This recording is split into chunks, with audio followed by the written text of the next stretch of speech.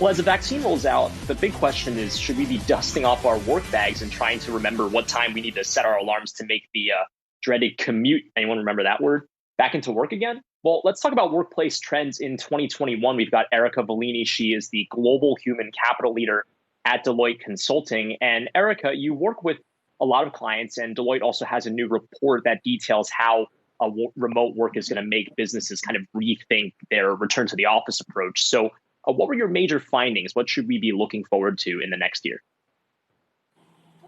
Let's start number one with the concept of worker empowerment and the role of workers moving forward. So in our 2021 Global Human Capital Trends Report, one of the things we found as we interviewed 3,600 business executives is that the vast majority said the number one factor in them being prepared for a world of disruption is their ability for workers to adapt, reskill, and assume new roles.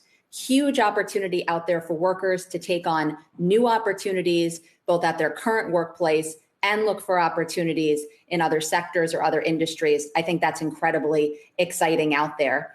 Maybe the second most important finding is that those same 3,600 executives told us that in a post-pandemic world, they are focused on reimagining work.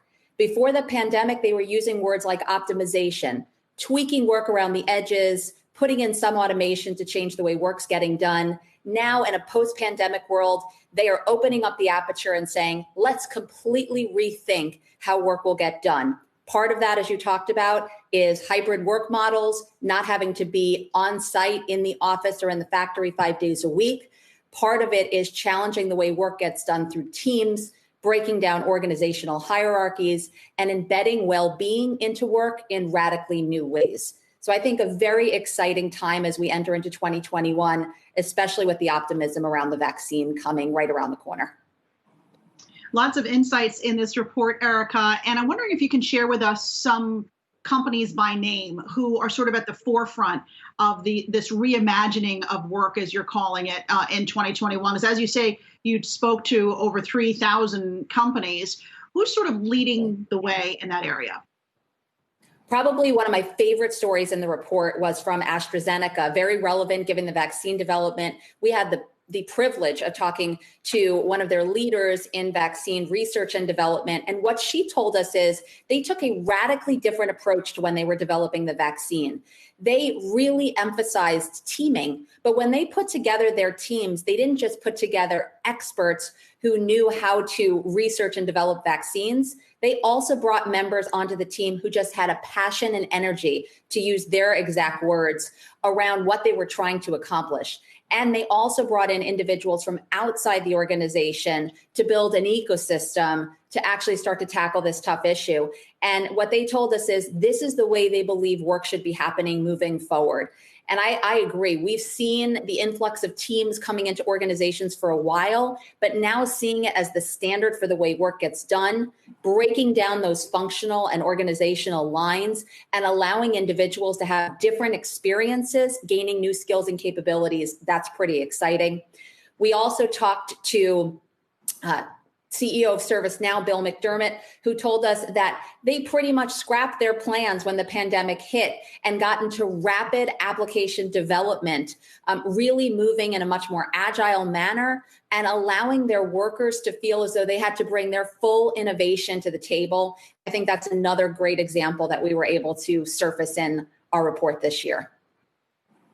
And Erica, that's a really good example with AstraZeneca, because I think there's a stereotype that only tech companies can adapt during this time. And there are some industries that you just simply can't remove that in-person aspect, like maybe vaccine development, apparently not the case. But broadly speaking, we're talking about companies here that you work with that have tens of thousands of employees in many cases. And obviously the use case in each specific employee's situation might be different to how adaptable they are to working remotely or not. So how do you approach that when there are so many employees at some of these companies? What's the first step that you take?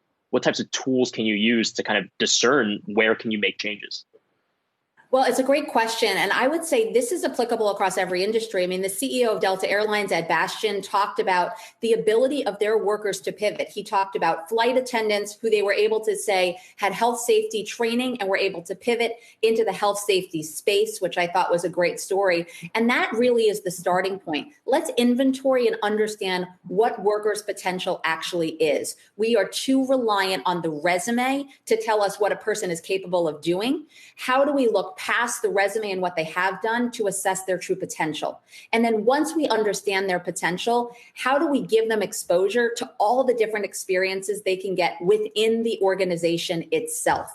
Help them take on new projects, new roles, maybe without even shifting jobs. Because in a world where workers are going to live until easily 100, they're going to work for 40 to 50 years, their ability to be resilient, to be able to have the capabilities that transcend multiple jobs and multiple roles becomes critical. And I think we saw a lot of those stories during the pandemic. And going back to the AstraZeneca example, that's a great example of looking at individuals' potential, what we call the passion of the explorer, their energy and desire to want to contribute, and looking past whether they have specific skills, putting people together to form the most optimal teams. So those are some starting points that I think organizations should consider. We're seeing many new technologies out there that allow organizations to really do that in a much faster, more efficient way.